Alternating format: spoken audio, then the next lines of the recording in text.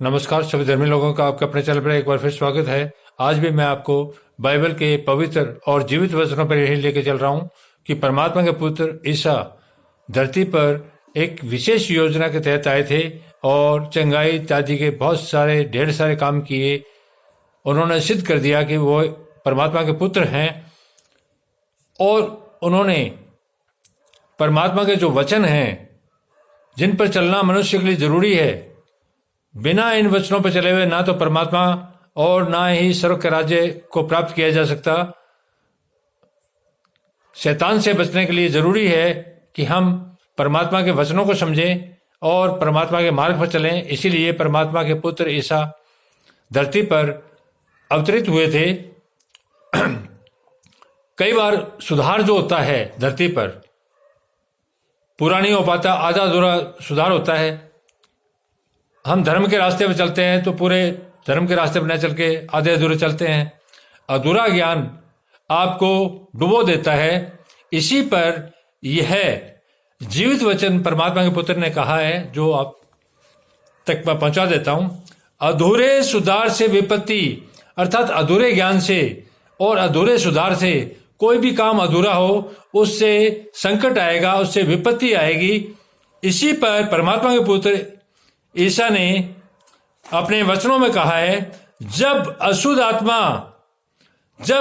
आत्मा मनुष्य में से निकल जाती है तो सूखी जगहों में विश्राम ढूंढती फिरती है और पाती नहीं।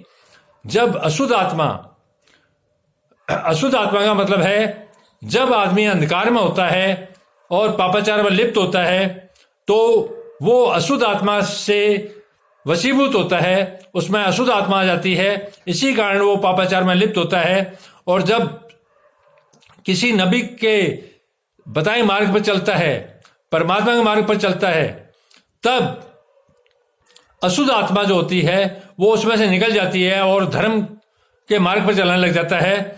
लेकिन कई बार वो भटक जाता है, थोड़ा सा चल के फिर वापस से पापाचार में लिप्त हो जाता है। इसी पर है, जब अशुद्ध आत्मा मनुष्य में से निकल जाती है तो सूखी जगहों में विश्राम ढूंढती फिरती है और पाती नहीं।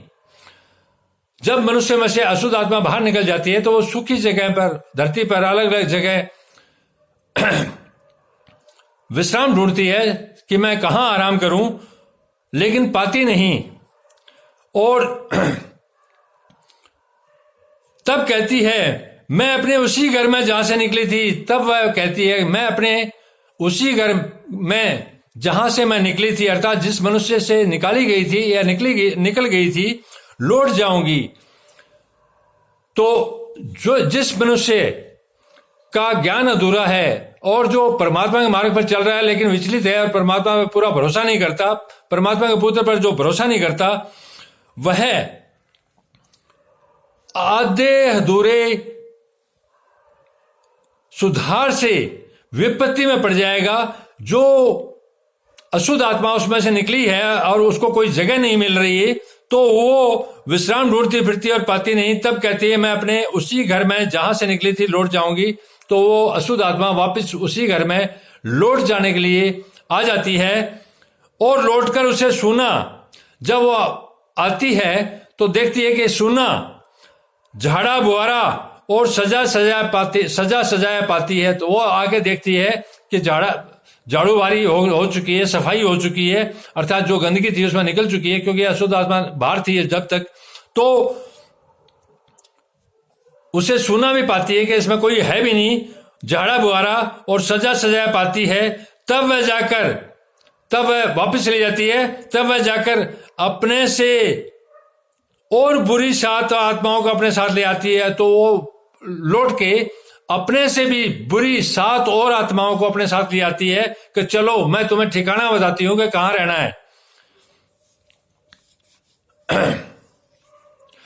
और वे उसमें बैठकर वहां वास करती है और वो उस आदमी में वापस से बैठ जाती है और रहने का निवास स्थान बना लेती है। तो उस व्यक्ति की जो पहले दुष्ट आत्मा थी जो निकल गई थी किसी ज्ञानी के कारण, वह और भी गंभीर अवस्था में पहुंच जाता है, क्योंकि उसका ज्ञान अधूरा है और उसका सुधार भी अधूरा हुआ है अधूरा ज्ञान, अधूरा कोई भी कार्य है वो विपत्ति में डाल देता है और उसमें बैठकर वहां वास करती है और उस मनुष्य को पिछली दशा पहले से भी बुरी हो जाती है। और उस मनुष्य की जो पिछली दशा थी एक आत्मा, बुरी आत्मा के कारण, तो 7 आत्माएं उसमें और आके बैठ जाती है, तो उस मनुष्य की जो दशा पहले थी उससे भी बुरी और बदतर हालत में हो जाती है।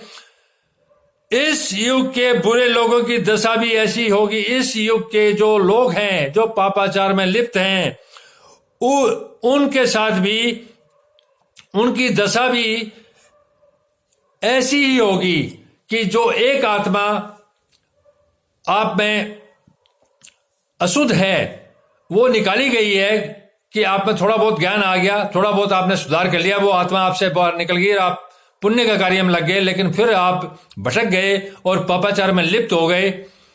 लेकिन अंदर आपके सफाई तो आ ही गई ना। तो वो बुरी आत्मा जो बाहर निकली है उसको कोई जगह धरती पर नहीं मिलेगी। वो सोचेगी कि चलो मैं वापस जाके देखूं कि वहां जगह है तो मैं वापस उसमें बैठ जाऊं, उस आदमी में। तो वो आके देखती है कि इसमें साफ सफाई हो चुकी है, कचरा निकल चुका है और बिल्कुल साफ सुथरी जगह है। तो वो लालच करके 7 और अपने से बुरी आत्माओं को उस आदमी में डाल देती है, तो वो बहुत ज्यादा भारी विपत्ति में पड़ जाता है। ये शैतान के वशीभूत हो जाता है। तो मेरी तमाम धरती के लोगों से प्रार्थना है, अपील है कि आधे सुधार, अधूरे ज्ञान से बिल्कुल अंधकार में रहना ठीक है, बिल्कुल अज्ञान में रहना ठीक है, लेकिन आधा अधूरा कोई भी कार्य, कोई भी ज्ञान आपको डुबो देगा, आपको बर्बाद कर देगा। धन्यवाद। शुभ रात्रि। कल फिर मिलेंगे।